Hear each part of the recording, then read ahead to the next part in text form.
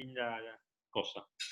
Ellos en Hanukkah festejamos, bueno, bienvenidos, en Hanukkah festejamos los 8 días del milagro, que durante 8 días duró el aceite que debía durar un día.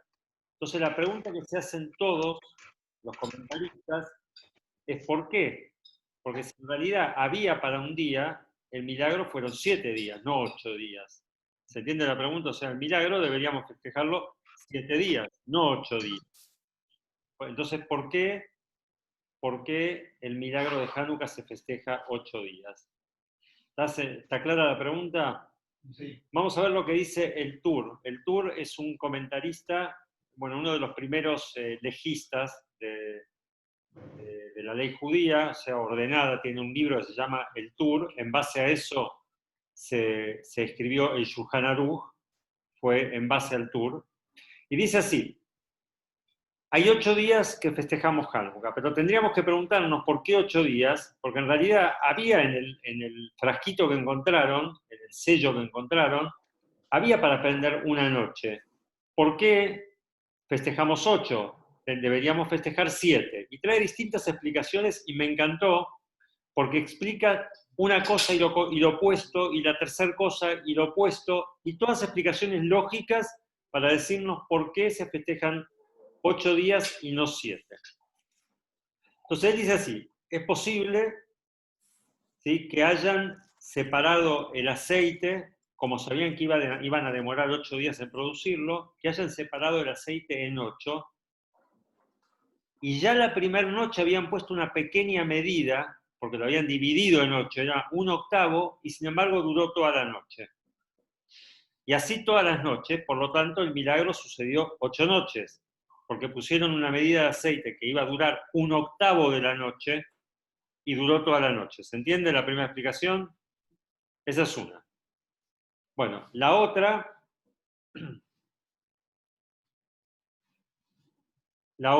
es que después que vertieron en la vasija para prender las velas, en la menorá, vertieron el aceite, el sello de donde sacaron, la vasija de donde sacaron el aceite, quedó llena.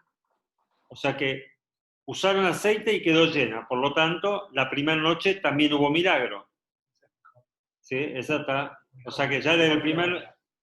O una tercera explicación es que la primera noche pusieron todo el aceite.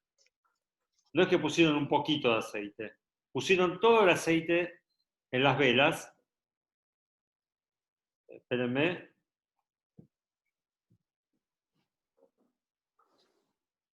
Que pusieron todo el aceite en una de las velas, en la primera, ardió toda la noche y a la mañana estaba lleno. O sea, dio 3 explicaciones. Una que... Discúlpame, la primera me parece que es la que no va, porque sería que ellos ya sabían que iba a haber milagro, si la dividen en 8. Bueno, está bien. Digamos como que confiaban en el milagro. Está bueno, y Hernán acá me está diciendo, está bien lo que dice. No habían leído todavía el milagro de Hanukkah para saber que había 8. Pero se ve que tenían fe. No sé, tenían fe. El tema es que la dividieron en 8. Esa es una de las explicaciones interesantes porque da 3 explicaciones. No tenía 8, pero tenía que durar 8 noches porque era el tiempo que tardaban en producir el aceite. El milagro tenía, la menorá, el candelabro, tenía 7 velas. El candelabro de Hanukkah de 8 no es el que había en el templo. El candelabro eran 7 velas. Y el tema de que el milagro fue 8 días fue porque el proceso del aceite, hasta que estuviese listo para usar, demoraba 8 días. ¿No? Pero en realidad ellos prendían 7 velas todos los días. Bueno, vamos a terminar con Hanukkah. Perdona, Joel, demoraba un día hasta que esté listo para usar el aceite. No, 8 días. 8 días. 8 días. Claro. Okay. Bueno, vamos a estudiar algo sobre la Parshá y vamos a terminar relacionándolo con Hanukkah, como no podía ser de otra manera. Bueno, ahí vamos a silenciar y arrancamos, porque hoy están muy, muy charlatanes todos. Vamos a hacer silencio acá. Bueno, igual saben que pueden hablar cuando quieran. Bueno, la Torá nos cuenta esta semana sobre uno de los hijos de Jacob, que era Yehudá. El cuarto hijo de Jacob era Yehudá. Cuenta la Torá que a él como que los hermanos lo dejaron un poco de lado porque él fue de la idea de venderlo a Yosef como esclavo a Egipto, y eso trajo mucha angustia a su padre. Entonces como que los hermanos lo hicieron a un lado un poco a Yehudá. Por eso ellos le hicieron caso, pero como echándole la culpa, diciéndole, si nos hubieses dicho que lo devolvamos a casa, lo hubiésemos devuelto. Y ahora que te hicimos caso y vimos lo que está pasando, aunque los otros también eran grandes, pero bueno, como sea, como que le echaron un poco la culpa. Y cuenta la Torá que él se casó y que enviudó, él enviudó, y la Torá cuenta que él fue a la ciudad de Timná. Había una ciudad llamada Timná. Esta ciudad de Timná, 2 versículos seguidos dice que Yehudá subió a Timná. No dice fue a Timná, sino dice subió a Timná. Dos versículos seguidos. Dice en distinto lenguaje, pero como que Yehudá subió a Timná. Entonces, acá Rashi viene y nos hace un comentario. Había otro personaje del Tanaj, de la Biblia, que también se relaciona con la ciudad de Timná. ¿Saben quién fue? El famoso Sansón, Shimshon. Shimshon, dice el Tanaj, que él también vivía en Timná, o sea, él vivía cerca de Timná.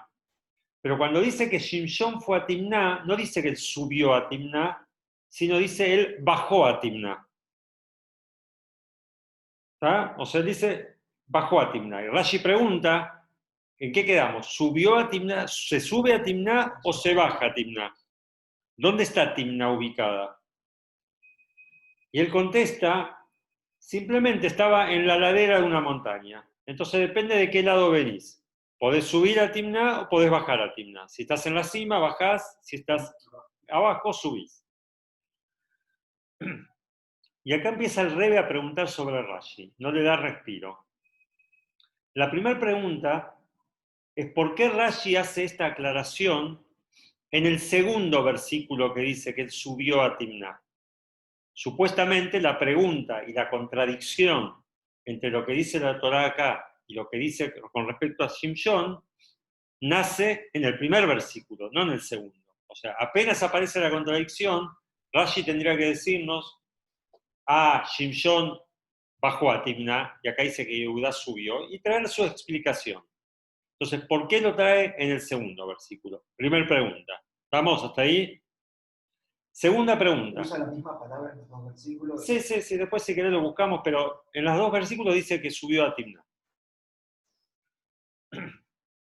La segunda pregunta que el Rebe hace, es sabido que Rashi, él en sus propias palabras, dice que él vino a explicar, él lo dice Rashi varias veces en su comentario, él vino a explicar el sentido literal de la Torá, que el sentido literal de la Torá es lo que necesita y lo que aprende un chico de 5 años.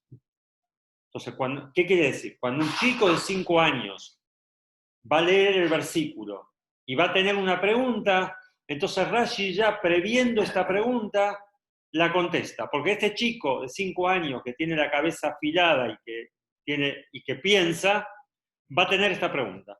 Entonces yo ya le doy la respuesta.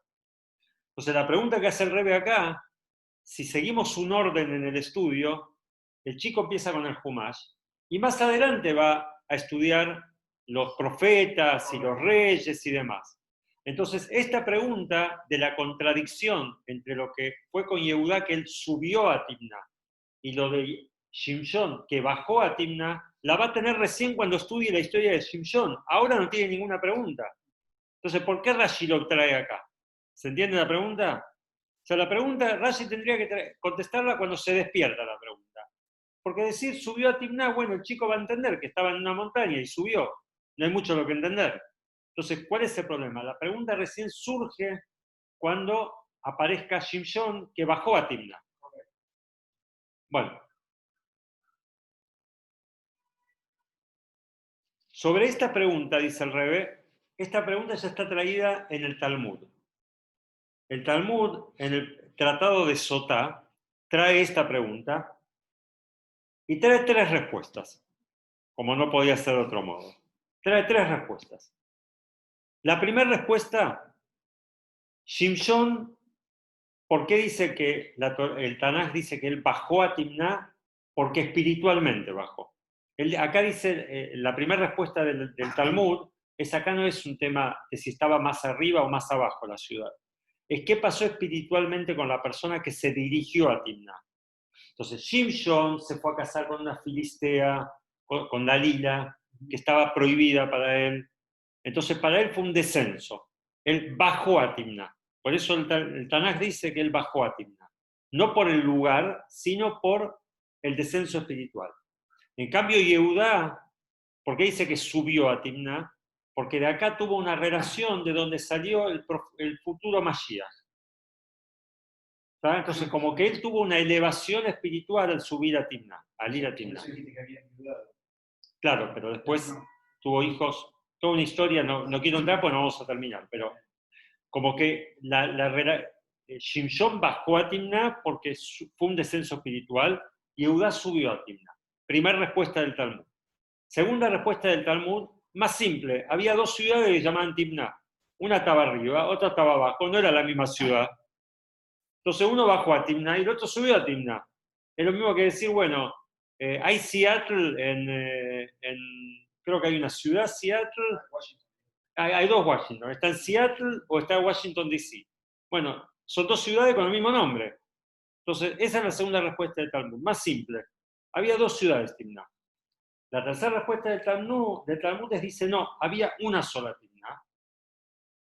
Pero, lo que dice Rashi acá, estaba en la ladera de la montaña. Entonces, depende de qué lado venías, si subías o bajabas.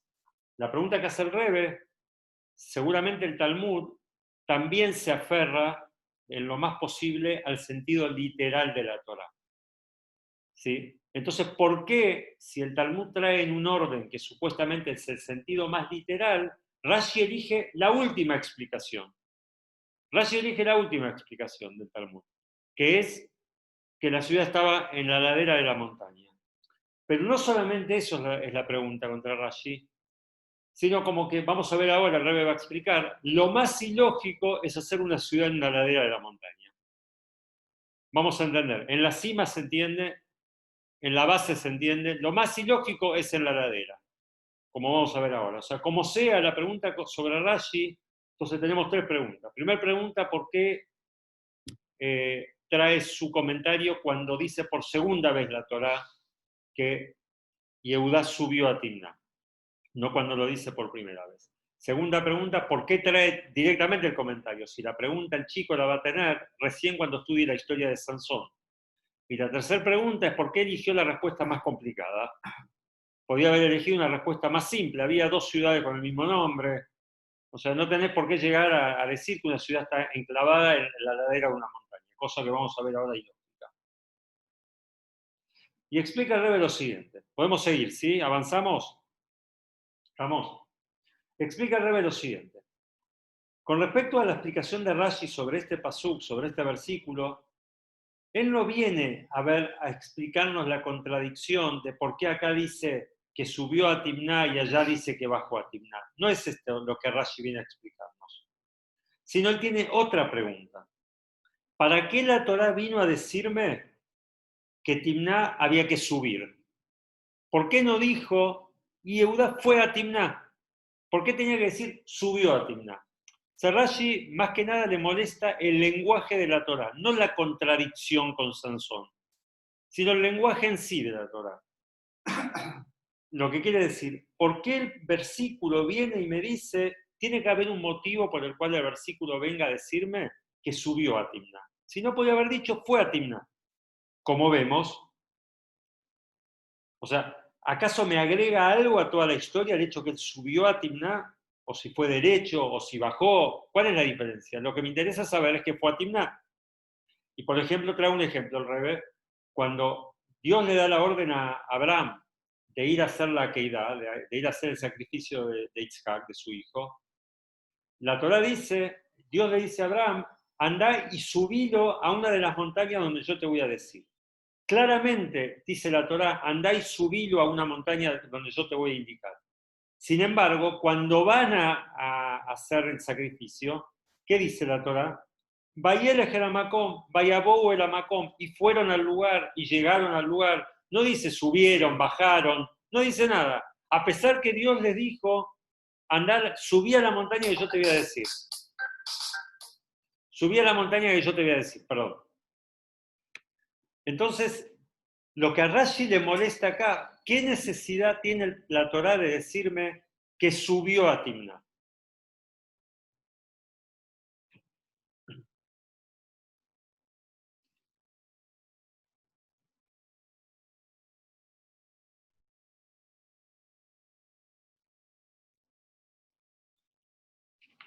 Bueno. Y esta respuesta y esta pregunta viene Rashi a contestarla con lo siguiente, diciendo, contándome la historia de Sansón. No es que, ¿qué dijimos antes? La pregunta para el chico recién se despertaría cuando vea la contradicción al estudiar la historia de Sansón. Pero acá al chico no le molesta la contradicción, le molesta el hecho que la Torá dice que subió a Timná. Entonces acá ya no es que Rashi viene a explicar una contradicción, sino que me viene a explicar el contexto. Y para explicarme el contexto, me cuenta la historia de Sansón, donde ahí decía que él bajó a Timná. Porque acá no se refiere, dice el Rebbe, a un descenso físico, ¿sí? Que él estaba arriba y bajó, que estaba abajo y subió, sino acá está hablando de un tema espiritual, lo que decía el Talmud en primer término. Dice, esta pregunta Rashi viene y la contesta que con respecto a Sansón, dice que él bajó,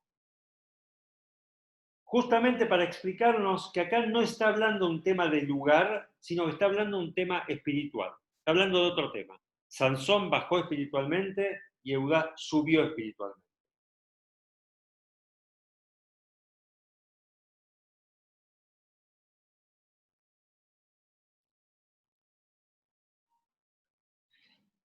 Y entonces dice el Rebbe, acá vamos a entender por qué la Torá viene y me dice que él subió a Timná. ¿Por qué? Dice que él subió a Timná porque en ese ascenso a Timná, en esa ir a la ciudad de Timná, él se encontró con su nuera, que se disfrazó y con quien tuvo los hijos. La nuera, él no sabía que era la nuera.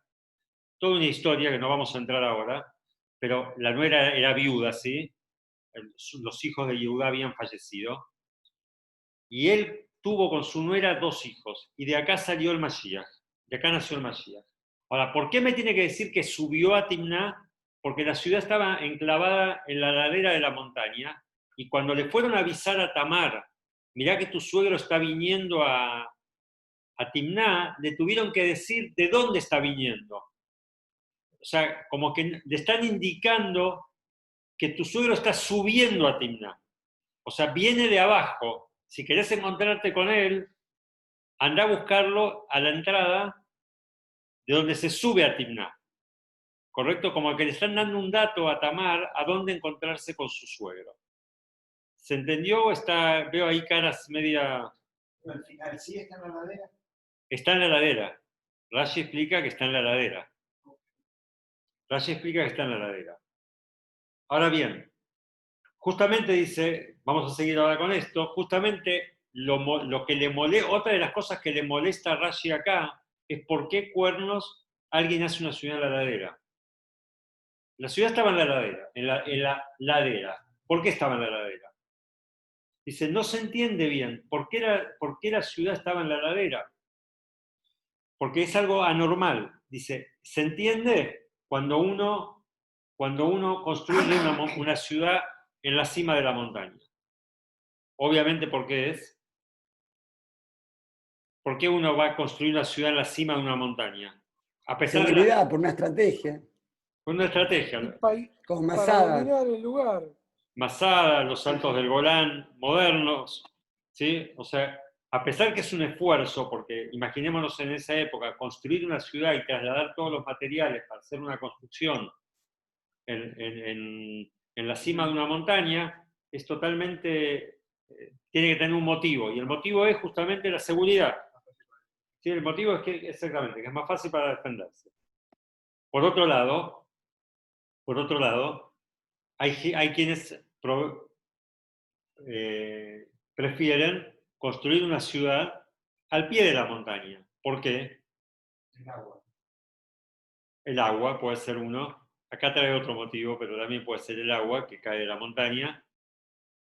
Estar cerca de zonas cultivos. Bueno, primero porque es mucho más fácil construir en la planicie, obviamente no hace falta subir los materiales, y aparte como que toda la ciudad es uniforme, está a una sola altura, no está como en la montaña que va a estar, digamos, ciertas casas más altas, ciertas casas más bajas, o sea, como que va a estar todo en un mismo plano, ¿sí? O sea, el que fue a alguna ciudad montañosa, a mí que me toca ir a San Pablo cada tanto, Bueno, Favela de tanto. no, créanme que caminar bueno, el que fue a cualquier ciudad montañosa, caminar por una ciudad montañosa es mucho más difícil, es mucho más complejo. Pero lo que no se entiende bajo ningún aspecto es hacer algo en la ladera de la montaña. No tenés ni una cosa ni la otra, ni la seguridad que te da la cima de la montaña, ni la amplitud, la tranquilidad o la comodidad que te da la base de la montaña. Por lo tanto, dice, por cuanto que es algo anormal construir en la montaña, en la ladera de la montaña, esto tenemos que entenderlo. Y para explicar esto, ¿sí?, de por qué ellos construyeron en la ladera de la montaña, viene Rashi y me agrega que en Shimshon, en la historia de Shimshon, lo trae reiteradamente el tema de que él bajó a Timná. No lo trae una vez. O sea, no solamente en un versículo dice que él bajó a Timná, sino que un versículo podríamos explicarlo como un descenso espiritual, pero cuando una vez tras otra dice que Shimshon bajaba a Timná, una vez tenés el descenso espiritual, no todas las veces que bajas. Entonces quiere decir que literalmente él bajaba a Timná, o sea, venía de la cima de la montaña y bajaba a Timná.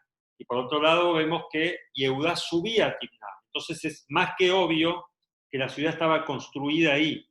Rashi, como que él trae toda la historia de Shimshon para explicarnos de dónde él saca que la ciudad estaba construida en la ladera de la montaña.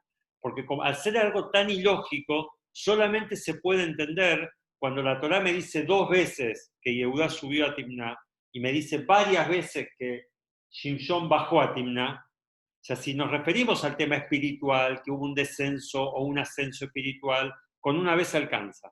Cuando ya lo reitera varias veces, ya no puede ser que estamos hablando de un tema espiritual nada más. Estamos hablando de un tema real, que estaban subiendo a Timná y bajando a Timná. Por eso Rashi trae toda la historia de Shimshon. Entonces, con esto evacuamos la primera pregunta. ¿Cuál fue la primera pregunta? El chico va a tener la pregunta recién cuando estudie la historia de Shimshon. Va a tener la contradicción que Yehudá subió y Shimshon bajó. Dice, no, Rashi no viene a explicar esa contradicción. Viene a traer una prueba fehaciente de que la ciudad estaba en el medio de la montaña. Porque si no, no tiene ninguna lógica que la Torá repita 2 veces que Yehudá subió y que repita varias veces que Shimshon bajó. Entonces Rashi trae a Shimshon nada más para explicarnos de dónde él aprende que la ciudad estaba en el medio de la montaña. ¿Se entendió la respuesta? Estamos acá, vamos a ir ahora a la enseñanza práctica, pero si quedó algo no claro en esto, ¿Por qué en la segunda y no en la primera? ¿por qué en la segunda y no en la primera? Porque la primera podemos atribuirlo a un ascenso espiritual. Recién cuando lo repite por segunda vez, es como que, ¿por qué lo repite por segunda vez? ¿Qué me viene a enseñar? ¿Se entiende esa pregunta? Cuando Víctor está ahí con los labios cerrados, algo no le cierra. Dale, Víctor, compartí. ¿Qué te pasa? Dale. Sí. No, me parece. Hablar. Seguí. Digo, ¿puedo seguir? Sí, seguí con la explicación, a ver qué. Pero, ¿Se entendió hasta acá o no? La pregunta es simple, literal, no vamos todavía a la enseñanza. Las dos preguntas eran, el chico tiene la pregunta cuando llega a estudiar la historia de Sansón. Viene el Rebbe y dice, no, acá Rashi no viene a explicar esa contradicción. Lo trae a colación a Sansón para explicarme por qué estoy obligado a decir que la ciudad estaba en el medio de la montaña, en la ladera de la montaña. No, esa es la segunda pregunta. Y la primera pregunta que hicimos, ¿por qué la explica? ¿Por qué Rashi viene a traer la explicación? En el segundo versículo que dice que Yehudá subió, es porque el primer versículo que dice que Yehudá subió, no hay ninguna pregunta, porque podemos pensar que subió espiritualmente hablando. Y especialmente, explica el Rebbe, yo no lo dije, especialmente lo explica, porque antes que esto, dice la Torá, Bayered Yehudá, que Yehudá bajó, como dijimos antes, que sus hermanos lo hicieron a un lado, por el hecho que por su culpa vendieron a Yosef como esclavo. Entonces lo bajaron de su trono, de su sitial. Entonces podemos decir así, antes lo bajaron y ahora subió. Entonces podemos atribuirlo a un tema espiritual. Cuando la Torá viene y me repite de nuevo que él subió a Timná, acá ya no puedes atribuir a un tema espiritual. Acá está hablando de otra cosa. Y eso es lo que a Rashi le molesta y por eso viene a explicar todo esto. Igual después, si no se entendió bien, volvemos. Dice, Rashi, el Rebbe siempre dice que tiene dentro de él, en sus explicaciones, lo que se llama Yeinash el Torah, el vino de la Torah. El vino de la Torah es lo sabroso, ¿sí? El placer de la Torah. Viene a traernos una enseñanza que nos sirva para la vida práctica. ¿Qué podemos aprender nosotros de esto? Dice, explicamos en otros lugares que está escrito, ¿quién va a subir al monte de Hashem? Así está en el Teilim, en el Salmo. Dice, ¿quién va a subir a la montaña de Hashem, al monte de Dios? Dice que el servicio de la persona con respecto a Dios es como un ascenso a una montaña. ¿Sí? Cuando uno se refiere al servicio de la persona con respecto a Dios, es como una persona que está ascendiendo a una montaña. Y es sabido que cuando una persona está trepando y está subiendo a una montaña, y más si es muy inclinada, no existe el concepto de quedarse quieto. ¿Sí? O subís o te caes. En un lugar muy empinado hablando. ¿Sí? O estás haciendo fuerza para subir o te caes. No existe mantenerte. Cuento una historia que ya la contamos varias veces. Reb Nochum Chernobyler, había un Reb Nochum de Chernóbil, una persona muy, muy gorda, y él subía a la montaña para hacer tevilá, porque había un arroyo, un río en una montaña, y él bajaba, subía y bajaba. Y había jóvenes, dicen, había jóvenes, la barra brava de ahí de Chernóbil, que ellos trataban de subir y no podían, se caían,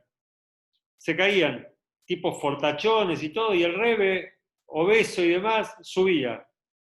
Un día fueron y lo encararon, Rebbe, ¿cómo haces? ¿Cómo haces para subir? Nosotros no podemos. Y el Rebbe les contestó, cuando uno está atado arriba no se cae. O sea, él estaba caminando atado arriba. Pero como sea, cuando hablamos de caminar por una montaña, o subís o caes. Y dice, esto mismo es aplicable al servicio de la persona a Dios. Que tiene que haber siempre un ascenso, no porque el ascenso en sí es un beneficio, sino porque si no ascendés te caes. No podés conformarte con el nivel espiritual que llegaste hasta el día de hoy. ¿Sí? Porque el conformarte hace que te caigas. Pero esto pasa en cualquier ámbito, o sea, esto pasa en lo comercial también. Siempre se dice que una empresa que cotiza en la bolsa, siempre necesitan plata para invertir y buscan inversores y sale la IPO y emiten acciones y después te dibujan y los balances para conseguir la plata, o sea, como sea, están produciendo, necesitan la plata. Cuando una empresa empieza a repartir los dividendos, es una clara señal que la empresa dejó de crecer. Salud. Dejó de crecer, porque si la empresa seguiría creciendo, siempre sigue invirtiendo. Es así, el que está en el comercio sabe que es muy difícil sacarle plata a un negocio. ¿Sí? Como se dice habitualmente, si querés sacarle plata, ponete a construir, ponete a invertir en un auto, robale la plata al negocio, porque si no es muy difícil. Entonces dice así lo mismo, en el tema espiritual, si vos no invertís y no seguís creciendo, lo más probable, lo seguro es que te caes. Y esto dice, lo vemos más patente en las velas de Hanukkah, dice. ¿Por qué lo vemos más patente en las velas de Hanukkah? Muy claro, porque todos los días prendemos una vela más que el día anterior. O sea, no nos conformamos con lo que prendimos hasta el día de ayer, sino que agregamos una vela más al día de ayer. Pero no solamente eso, está la pregunta, está bien, yo entiendo que pongo una vela y al otro día pongo otra vela y al otro día pongo otra vela. Pero ¿para qué necesito un candelabro de 8 velas si yo puedo ir agregando una vela al lado de la otra cada día y con eso cumplo la mitzvah perfectamente? ¿Por qué se enciende en un candelabro? Entonces, una de las explicaciones que una vez escuché, creo que la escuché, no creo que la leí, creo que la escuché, es como que cuando vos ves el candelabro que le faltan velas prender, vos te das cuenta que te falta. Por más que estás cumpliendo una mitzvah hoy, ya sabés que mañana tenés que subir. Ya sabés que mañana tenés que prender otra vela. O sea, no te conformes con lo de hoy. Si no te conformes con lo de hoy, no solamente la aprendés mañana, sino que ya hoy cuando la aprendés, ya te estás dando cuenta que te falta. Entonces dice, esta es una de las enseñanzas de Hanukkah. Que incluso si el día de ayer es sabido que una de las pocas mitzvot en la Torá, hay conceptos que se llaman, cuando uno cumple una mitzvah, uno la puede hacer reglamentaria, el mínimo reglamentario. ¿Sí? Está kasher, 100%, el mínimo. Está lo que se llama en hebreo mehadrin. Mehadrin es cuando uno quiere embellecer la mitzvah y la hace más de lo que la ley me pide. Y hay un concepto superior que es meadrin, mina meadrin, o sea, como exponencialmente. Y dice que la única mitzvah que todos los Yehudim del mundo la cumplen, meadrin, mina meadrin, es la vela de Hanukkah. ¿Por qué? Porque la vela de Hanukkah básicamente la ley dice que con una vela, o 2 velas el segundo día, o 3 velas el tercer día, por cada hombre de la casa, alcanza, es suficiente. Vemos en la práctica que todo el mundo, o la mayoría, ¿sí? Mucha gente cumple la mitzvah de Hanukkah, cada hombre de la casa prende su propio candelabro y va aumentando de velas todos los días. Entonces, como que todo el mundo cumple la mitzvah a la máxima potencia. Entonces, ese es un ejemplo claro de lo que la persona tiene que buscar en su cumplimiento de la Torá, en su crecimiento en la Torá y mitzvot. ¿Sí? Lo podemos aprender de las velas de Hanukkah. No conformarnos con lo mínimo indispensable, que también cumplís, ¿sí? Sino que vemos que la gente cumple absolutamente al máximo. Es como vemos, yo digo, no solamente en Hanukkah, vemos en Pesach, mucha gente que por determinadas razones no se cuida en muchas cosas durante el año, pero en Pesach se cuida. No sabemos por qué, no nos preguntemos por qué, es algo que le toca al Yehudí en lo más íntimo y la gente se cuida. Es su sacrificio, la matzá es cara, bueno, pero la gente lo cuida. Entonces, esta es la enseñanza que tenemos que llevarnos de Hanukkah. La enseñanza de Hanukkah en el nivel espiritual es la enseñanza que nos dice la Torá. En el nivel espiritual no hay que conformarse con lo que uno llegó, sino hay que estar siempre en el modo de subir, siempre en el modo de subir. Así como Yehudá subió, ¿sí? Así como Yehudá subió, y hay que estar en ese modo de subir y tiene que ser constante. Ahora se me plantea la pregunta, si hay que ser constante el ascenso, ¿qué le molestaba a Rashi que repita varias veces que subió? O sea, porque puede subir siempre. Pero bueno, como sea, lo que nos quiere enseñar acá Rashi, lo que nos quiere enseñar el Rebbe, tanto de la Parshá como de Hanukkah, es la importancia de la necesidad esa nuestra que despertemos esas ganas de subir siempre en todo lo que es el cumplimiento de la Torá. Cada uno según su nivel, cada uno sabe, como decimos siempre, nadie viene a explicar a nadie lo que tiene que hacer. Y bueno, que esto sea, que tengamos el mérito, que pronto podamos prender las velas de Hanukkah en el Beit HaMikdash, las velas del Beit HaMikdash, no las velas de Hanukkah, no sé si se va a seguir prendiendo las velas de Hanukkah o no, pero las velas del Beit HaMikdash, que podamos dentro de poquito tiempo prenderlas. Y bueno, Hanukkah Sameach para todos. Hanukkah Sameach. Y Las las, amea, Joel, y a Hanukkah todos. Sameach, las preguntas después por privado, así no me hacen pasar vergüenza. Después por privado las preguntas. chicos. Hanukkah Gracias, Sameach, Joel. gracias. Un abrazo.